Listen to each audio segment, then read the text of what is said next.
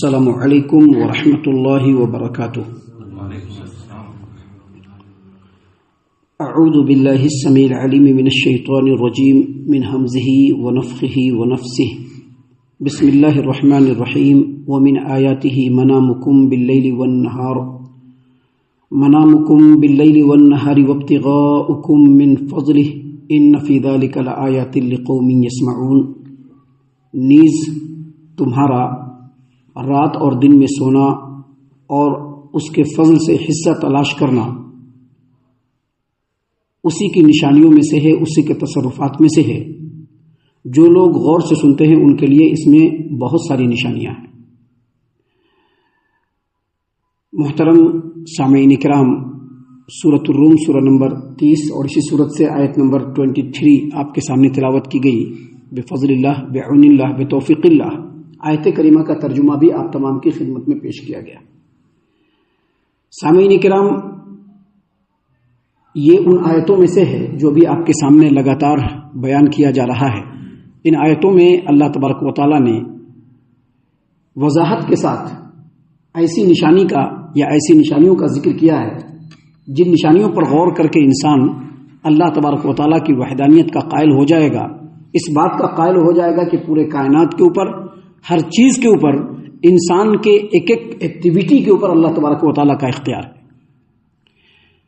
دیکھیے، یہ جو آیت کریمہ ہے جس کا ترجمہ میں نے آپ کے سامنے پیش کیا ہے، اس میں بالکل معمولی انداز میں انسان کے سونے اور جگنے کو بتایا گیا ہے، اور انسان جو اللہ کا فضل تلاش کرتا ہے اس کو بتایا گیا ہے، اور یہ ہر دن انسان کر رہا ہے۔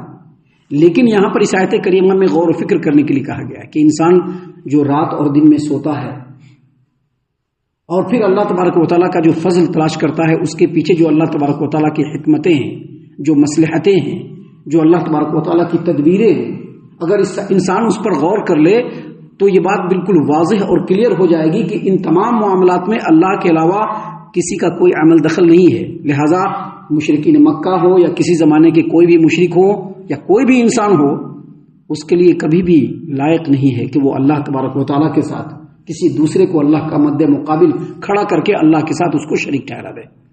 سامعین کرام، دیکھیے، اللہ نے فرمایا ہے کہ اللہ کی نشانیوں اور تصرفات میں سے یہ بھی ہے کہ تم رات اور دن کو سوتے ہو اور اللہ تبارک و تعالیٰ کے فضل کو تلاش کرتے ہو، اور اس میں نشانیاں ان لوگوں کے لیے جو غور سے سنتے ہیں۔ تو دیکھیے، سب سے پہلے یہ سمجھ لیجئے کہ کام کاج کرنے کے بعد انسان تھک جاتا ہے، اور تھک جانے کے بعد انسان کو آرام کی ضرورت ہوتی ہے۔ ابھی آرام کا مطلب یہ ہرگز نہیں کہ انسان کام کو چھوڑ دے اور آ کر کے بستر پر تھوڑی دیر کے لیے لیٹ جائے، نہیں، بلکہ آرام کا مطلب یہ ہے کہ انسان کو گہری نیند آنی چاہیے۔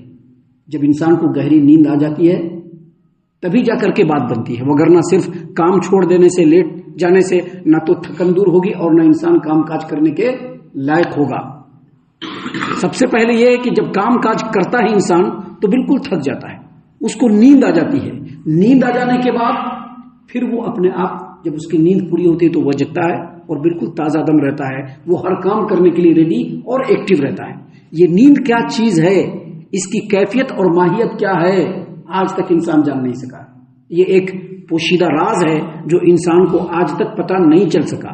حالانکہ انسانوں نے نیند کی گولیاں نکال دی، نیند کی گولیاں کھایا تو نیند آ گئی، خواب آور دوائیں نکال لیا، لیکن نیند کی کیفیت اور ماہیت کو وہ آج تک نہیں سمجھ سکا۔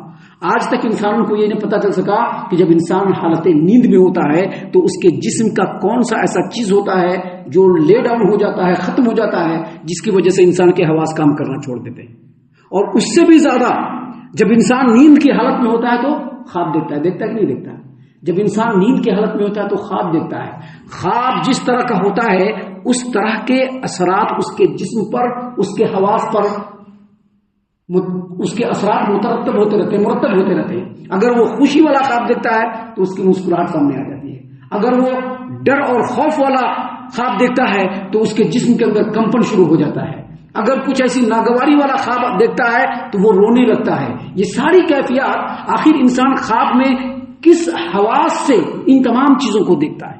انسان کو صرف اتنا معلوم ہے، کتنا معلوم ہے کہ انسان جب کام کرتے کرتے تھک جاتا ہے تو تھک جانے کے بعد وہ چاہے سونے کا ارادہ کرے یا نہ کرے، اچانک اس کو نیند اپنے آغوش میں لے لیتی ہے۔ دیکھتے ہیں انسان بہت تھکا ہوا آتا ہے، مسجد میں آتا ہے، بیٹھتا ہے تو اس کو نیند آنے لگتی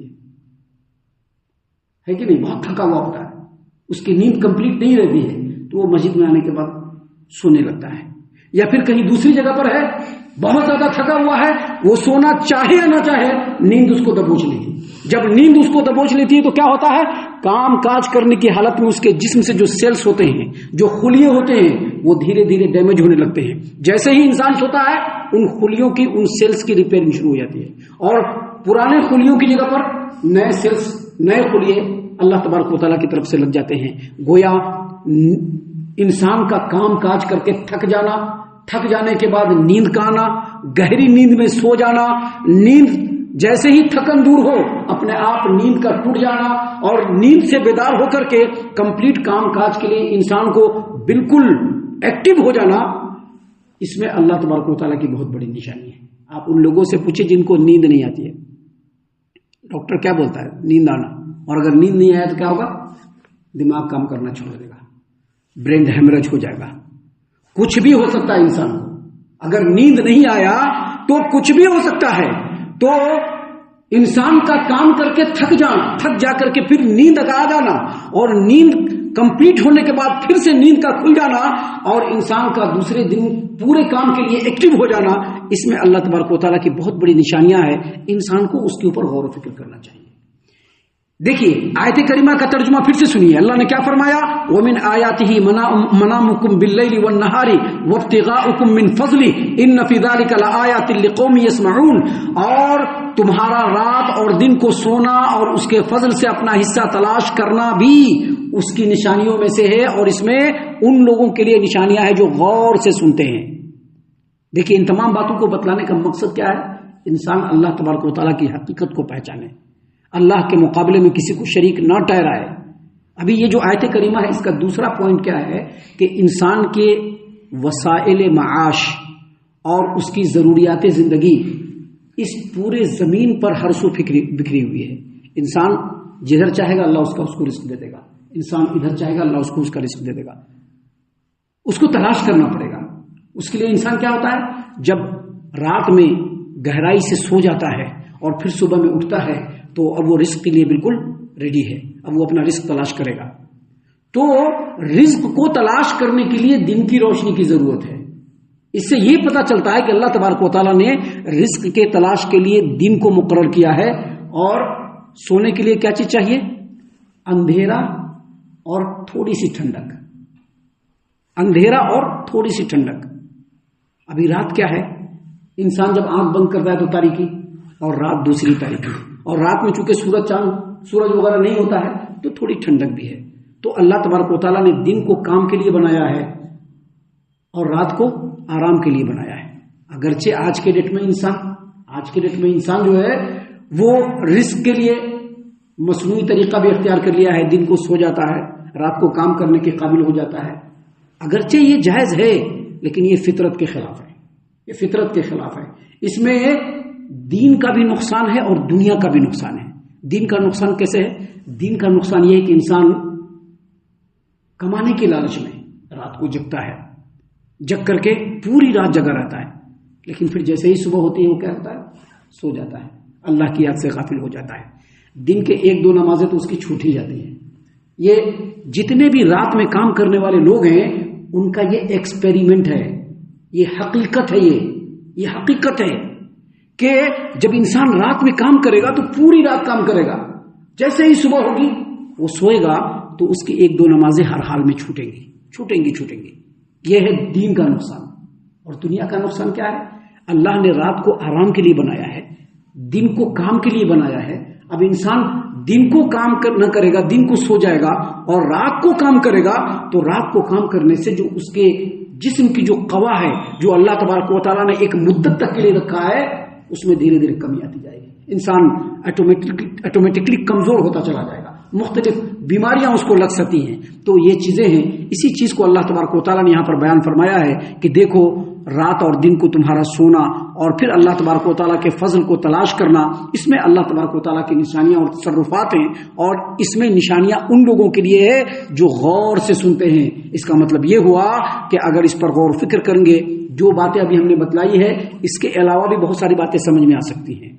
اور یہ بات سمجھ میں آ جائے گی کہ اللہ تبارک و تعالیٰ ہی خالق کائنات ہے، مالک کل ہے، وہی مختار کل ہے، وہی پورے کائنات پر اختیار رکھتا ہے، انسان کے ایک ایک چیز کے اوپر اختیار رکھتا ہے، اس کی سانس اور اس کی سوچ پر اختیار رکھتا ہے. اللہ جو چاہے کر سکتا ہے. لہذا انسان کو چاہیے کہ اللہ تبارک و تعالیٰ کے مقابلے میں کسی کو اس کا مد مقابل کھڑا کر کے اللہ کے ساتھ کسی کو شریک نہ ٹھہرائے. ہم اللہ سے دعا کرتے ہیں کہ اللہ تعالیٰ ہم تمام کو ان تمام باتوں کے اوپر خوب غور و فکر اور تدبر کرنے کے ساتھ ساتھ ان باتوں پر عمل کرنے کی بھی توفیق عنایت فرمائے. آمین. اللہ تعالیٰ ہم تمام کو صحیح معنوں میں پکا سچا مومن مسلمان بنائے. اللہ اور اس کے رسول صلی اللہ علیہ وسلم کی اطاعت و فرما برداری کرنے والا بنائے. صحابہ کرام رضی اللہ عنہم کے طریقے پر چلنے والا بنائے. جنت الفردوس میں جگہ عطا فرمائے. اے اللہ ہم تمام کو جہنم سے پناہ دے. اے رب العالمین ہم تمام کو جہنم سے پناہ دے. اے مالک الملک ہم تمام کو جہنم سے پناہ دے. آمین یا رب العالمین. وما علینا الا البلاغ المبین. تبارك الذي نزل الفرقان على عبده ليكون للعالمين نذيرا.